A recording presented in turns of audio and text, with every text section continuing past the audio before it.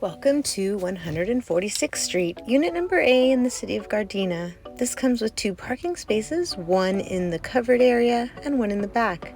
It has an on-site laundry for all the residents, and there are only 5 units at this building. This is an upstairs unit. As you enter into the living room, there's plenty of light and air. There's a closet,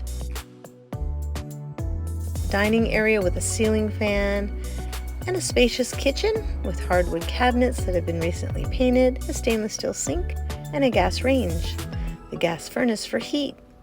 This is a 1-bathroom, which is a full tub and shower surround, and it has added storage underneath the sink and in the cabinets by the door.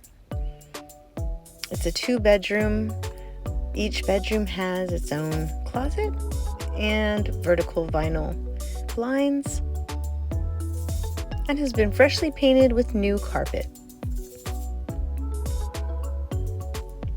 Owner pays water and trash at this building, and if you're interested in viewing, please feel free to check us out at www.jamico.com.